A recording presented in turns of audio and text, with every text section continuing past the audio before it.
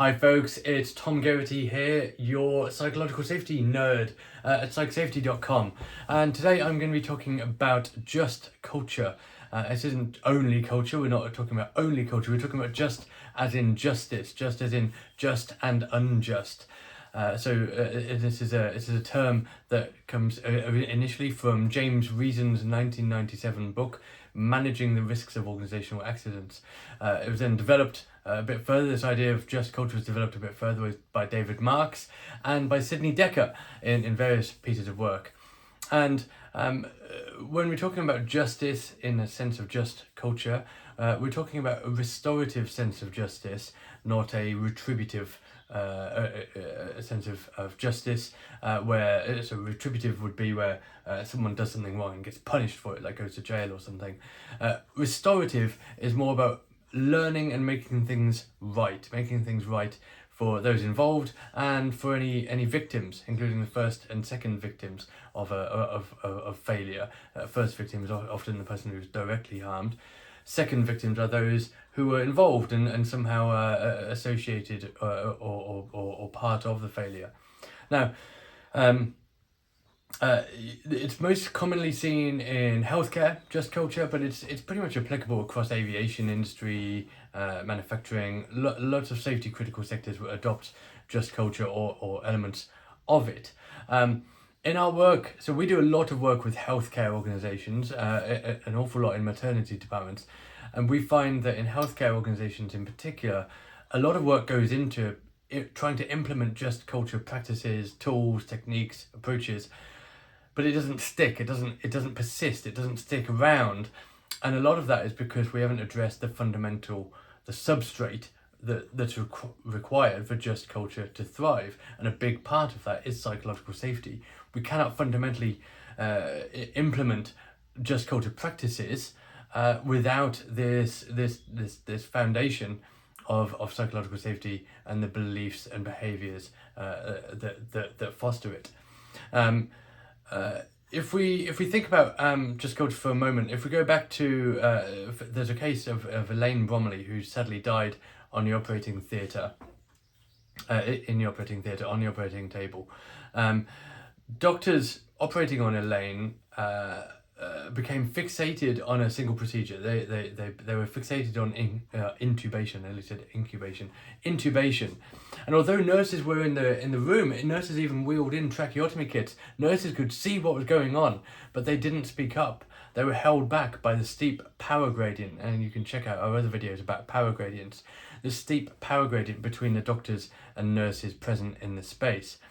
And this sadly resulted in Elaine's death. And her husband, Martin Bromiley, who is an airline pilot, founded the excellent Clinical Human Factors Group, who now work to ensure that lessons like that are learned and tragedies like Elaine's are not repeated. Now, an important principle in just culture is this idea of local rationality as well.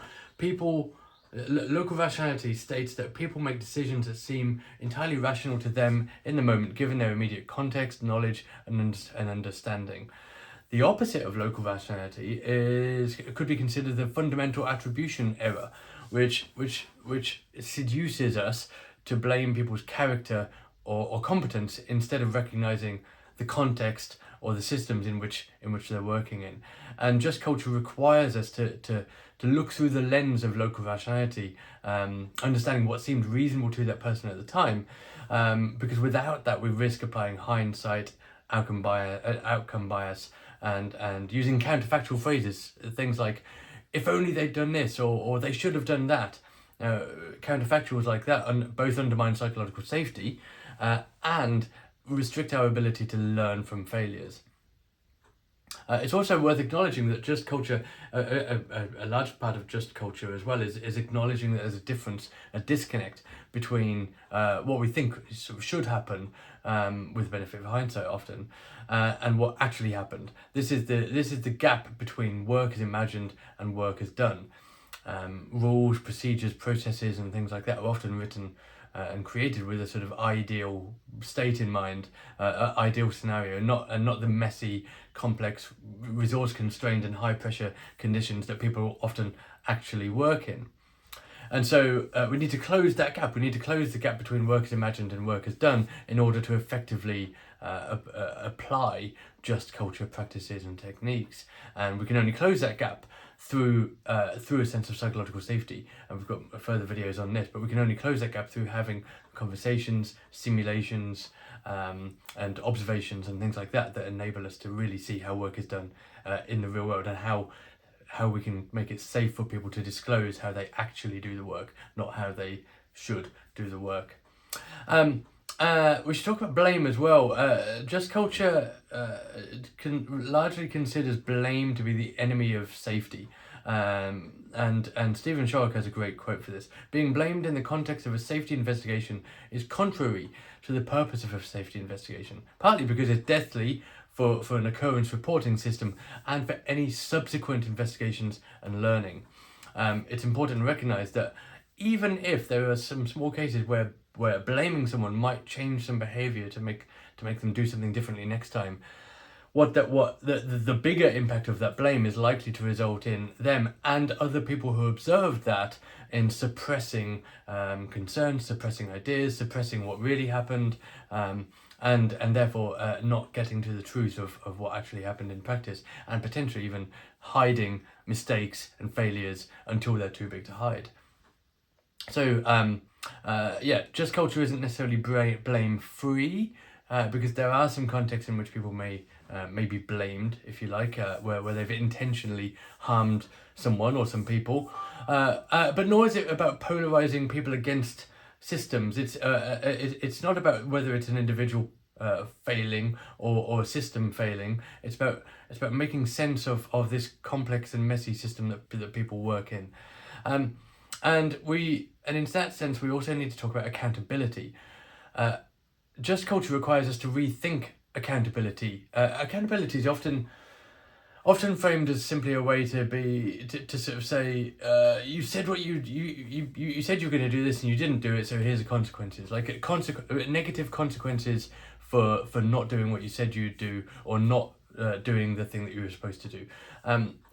But really, accountability, it certainly in a just culture context, means something different to simply assigning fault. It means seeking an account. It's the ability to accountability, and the ability to truthfully, candidly, and comprehensively providing an account of what happened and what you were thinking, what you were doing, and what your intent was, and things like that, is the foundational way to improve our understanding and learn from what happened. It's not, accountability is not a thing, or shouldn't be a thing, that's used to impose punishment. And of course, so a just culture also can't be considered really just if it harms the people it exists for. So in a patient context, we should make sure that healthcare organisations don't become sort of self-protective. A truly restorative just culture centres the needs of the people harmed, often patients and people as well, but as well as staff and colleagues, by responding with transparency, compassion, and long-term support, rather than being defensive and trying to protect the institution. We see this far too often. Now, there are things like the PSERF, the Patient Safety Incident Response Framework, that are doing great jobs, that are making inroads to making just culture a bit more of a reality. But fundamentally, without practical action, structural change, systemic change, behavioural change, even PSERF and other tools and just culture practices won't be enough to change the actual experience of people at the sharp end and the patients they serve. So we should also, so we need to think about how do we embed just culture? Well, I think there's an important lesson here from NUMMI. NUMMI is it's a funny word. NUMMI is the New United Motor Manufacturing Inc. plant in California in the 1980s. And this was a joint venture between Toyota and General Motors, GM. And GM were very aware that Toyota were doing a great job in building great cars at a faster rate than they were. And so they were like, what's going on? We need to do more of that. So they got together, GM and Toyota actually got together to try and put into practice what the TPS, or Toyota Production System, into the NUMMI plant, and they did that. So they put in all the practical tools, the mechanisms, things like the andon cord and things like that. But they also deeply immersed employees, and particularly managers and leaders, in the values and principles and behaviours that were required to make this a reality. People were sent off to Japan for many weeks to really immerse themselves in what it deeply meant to be part of the Toyota production system, or the new NUMMI one. The focus wasn't on sort of telling people what to do, but it was in equipping and trusting workers to do the quality work and giving them tools, giving them a means and understanding by which they could successfully do their jobs. Now, what's interesting is that in subsequent plants, like in Detroit, they tried to adopt these same surface level practices, like the andon cord, but they didn't do this deep dive immersion stuff by sending people to Japan. And so the deeper cultural changes, trust, respect, and shared ownership, and things like that, had not been made, and thus it failed. It failed to take hold. It failed to stick, just like we're seeing just culture failing to stick in healthcare systems. And there are other barriers to this sticking as well. Things like health, structural, systemic barriers. There are often sort of these large organizational beliefs that someone must be held accountable when there's a failure. Someone must be sacked, whether that's someone right at the top, who sort of oversees the system, or someone right at the front end, probably at the sharp end, probably the person who last was in contact with the patient who got harmed. So either the person at this end or the person at this end gets fired, and that's considered book closed. The media also have a strong place to play in this, because media coverage plays a massive role in organizational behavior. Media can be useful and essential maybe in exposing harm and giving voice to victims, but it can also promote very simplistic, blame-heavy narratives and headline-driven scapegoating, which is deathly, which is damaging to any just culture initiative, and a just culture initiative is not going to stick in the face of such overwhelming media pressure to point the finger and blame someone and punish them. So by what we mean is even when organizations adopt just culture principles and practices internally, these efforts are often undermined by broader pressures, media pressures, legal pressures, regulatory pressures, financial pressures. So until our systems are reformed to align with just culture principles, this fear of negative repercussions from admitting mistakes, from talking about failures and raising concerns, will likely persist, and just culture won't stick. So what do we do? So we see this disconnect in practice, and what we suggest is that organizations introduce and adopt some foundational elements underneath just culture. And there's a big part here around power gradients, reducing power gradients. We've got articles and resources, lots of articles and resources on reducing power gradients. And there's a lot of structures and practices to go towards that. But fundamentally, these steep power gradients, like we saw in the Elaine Bromiley case, are a huge barrier to effective adoption of just culture. There's the adoption and establishment of shared behavioural norms, things like social contracts and team charters. Again, we've got lots of resources on. Build systems that actually reward open communication and candour. It's not enough to just make it safe. It has to be worth it. It has to be some payoff to being candid and open and disclosing and admitting mistakes. We also have to address problematic behaviour. There are some great organisations doing fantastic work in this space, like Civility Saves Lives, because incivility, rudeness, and bullying, and those sorts of behaviours, or even insidious little microaggressions, are incredibly damaging for psychological safety, and thus prohibit the successful implementation of just culture. We should also recognise that psychological safety looks different for everyone, and this is what makes it so complex and tricky, but also so interesting and challenging.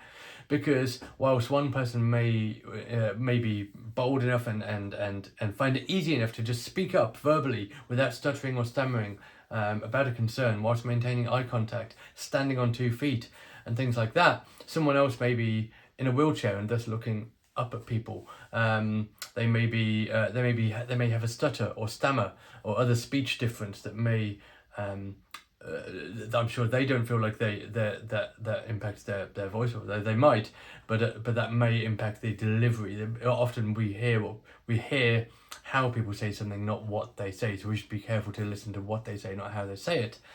And then there's things like eye contact. Not everyone can maintain eye contact, and different cultures have different norms around eye contact, particularly around status and hierarchy and cultural differences. So there's lots to unpack there. Finally, there are the structural and systemic barriers that impact just culture implementations. Things like the media, things like finance, things like the large bureaucratic hierarchies, and what sort of behaviours, what sort of outcomes are rewarded, and which ones are punished, and what we feel like we need that need to be seen to be punished for the media, and for people to which result in people covering their backs and things like that. So ultimately, just culture thrives in an environment where psychological safety serves as a foundation. Without psychological safety, efforts to embed just culture remain very well intentioned, but ultimately superficial.